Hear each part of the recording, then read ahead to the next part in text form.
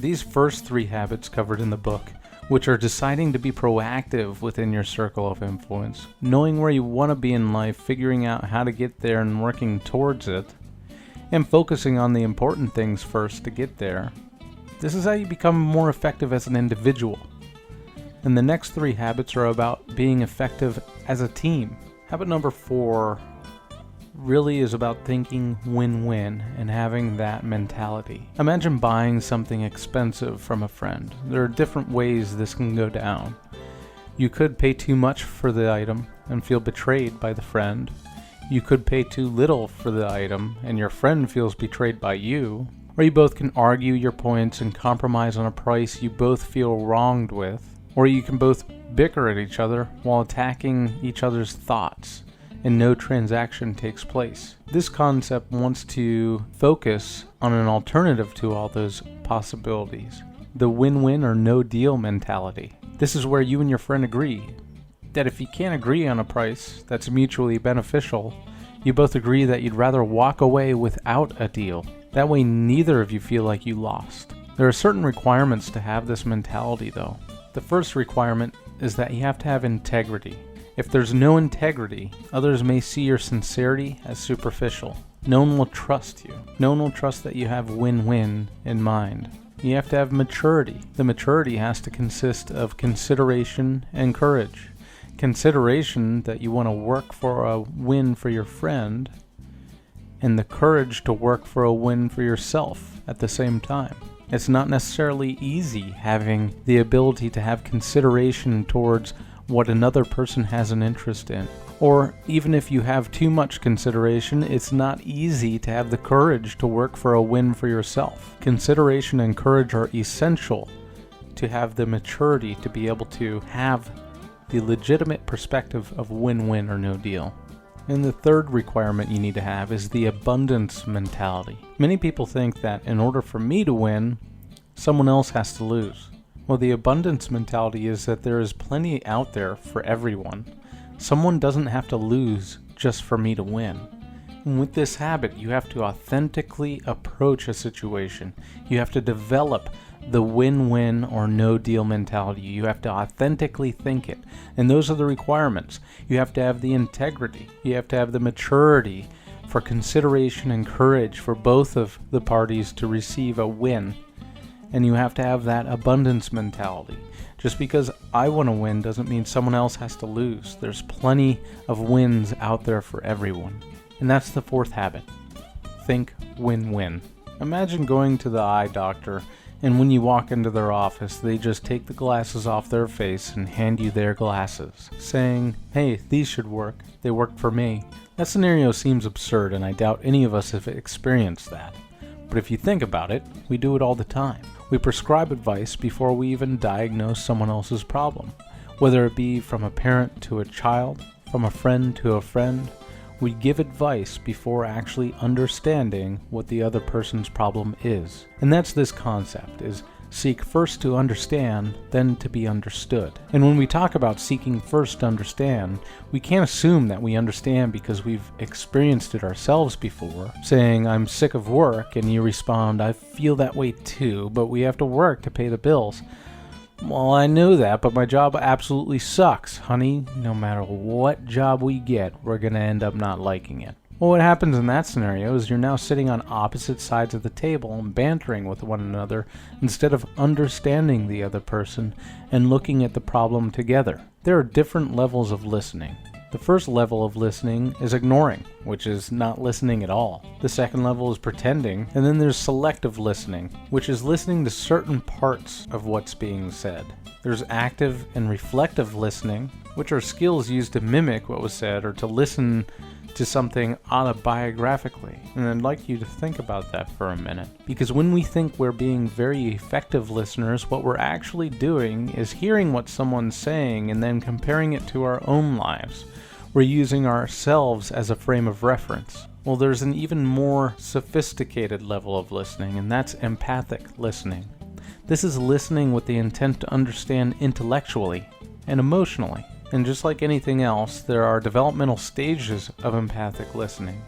And there are 4 of them. Imagine your partner told you, "I've had it with work." Well, in stage 1 of empathic listening, which is the most immature stage, what you'd be taught to do is to mimic the content. So if your partner said, "I've had it with work," you'd reply, "You've had it with work." In a more developed stage, stage 2 of empathic listening, if your partner said, "I've had it with work," you would attempt to rephrase the content. "You're sick of work." And in the 3rd stage of development of empathic listening, your partner might say, "I've had it with work," and you reflect the feeling that they're saying. You're feeling upset. And the most effective, most developed stage of empathic listening is to rephrase the content and reflect the feeling. This is a combination of stage 2 and 3 of development. If your partner said, "I've had it with work," you would reply, "You're feeling upset about work." And then you take this strategy of rephrasing the content and reflected the feeling throughout the conversation. It's used during conversations to truly understand the content and feelings of the other person's messages. If you carry these concepts through an entire conversation, you will be able to explain to the other person what their point of view is better than they could even understand it. It's at this point that we're both sitting on the same side of the table and looking at the problem together. And then we can try to come up with solutions. Only when we understand first, only when we truly understand someone's opinion, someone's viewpoint, and don't frame it on our own point of reference, only then would we be able to attempt to be understood. The time to be understood is when the conversation leads to logic and advice is requested. It's when your partner asks you, "Do you think I should be looking for another job?" That is logic. That is when you can provide your input. That is when you can attempt to be understood. But as soon as it goes back to an emotional response of, "I'm just so sick of the place," well, that's when we start using that empathic listening again. That's when we rephrase the content and reflect the feeling again until logic is brought back into the conversation. And that's the 5th habit, is to seek first to understand, then to be understood. When someone says the word synergy, there's so much cliche brought behind that word. Synergy is always something that people now think of as smoke and mirrors, as some kind of magic key word that just causes CEOs to throw money at a consultant. Well, habit 6 is synergize. Synergy does exist, and synergy is explained very well in this chapter. I want you to imagine yourself in a group setting trying to solve a problem.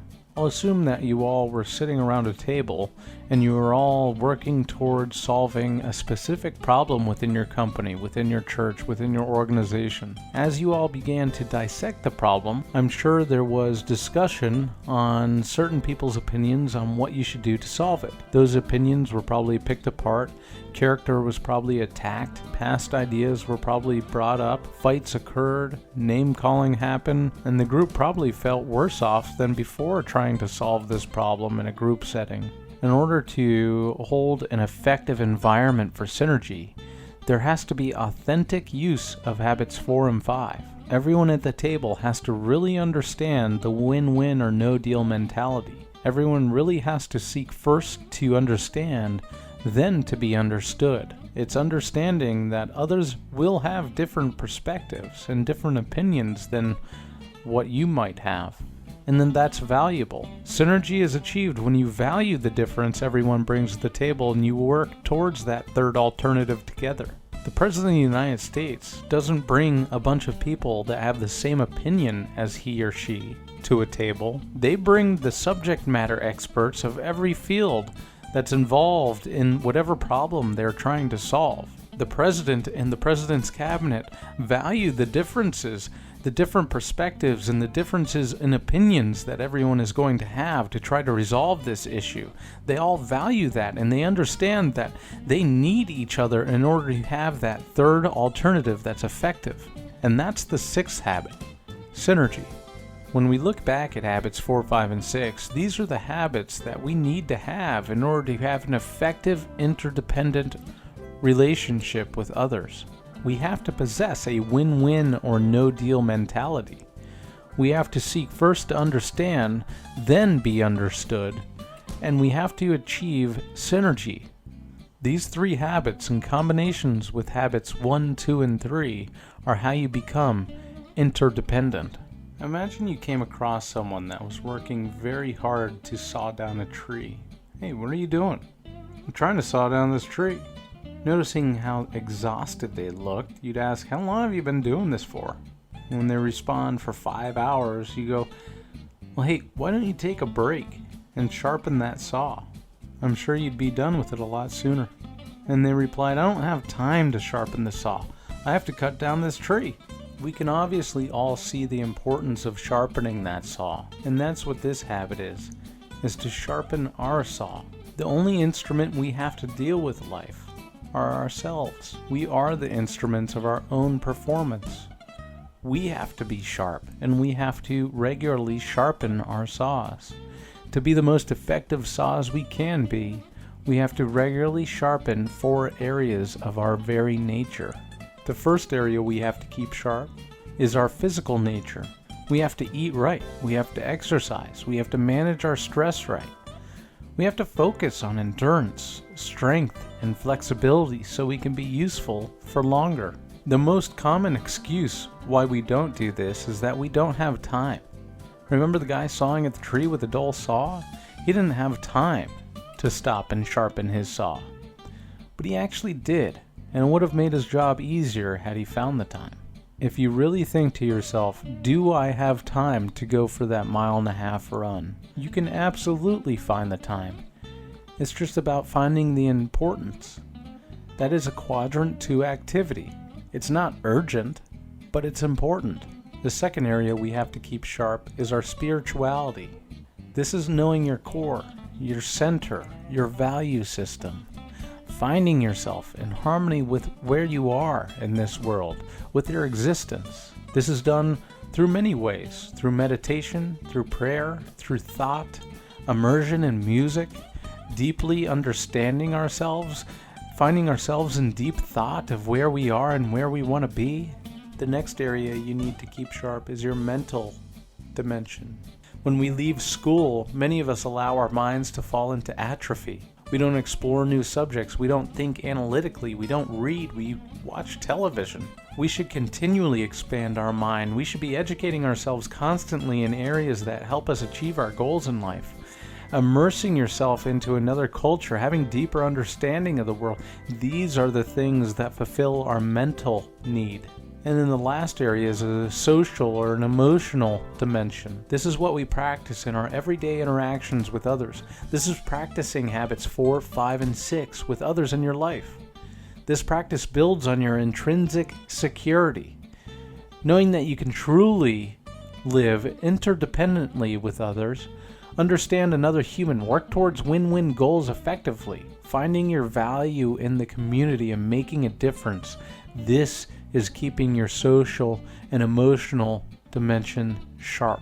If you want to know the secret to a long, healthy, and happy life, it's the result of making contributions, of having those meaningful projects that are personally exciting to you and contribute to the lives of others. The process of habits 1 through 7 are self-renewing and are intended to be lived. And once we learn, commit, do them, we should be learning, committing, and doing them again. This constantly builds on the effectiveness of our past selves.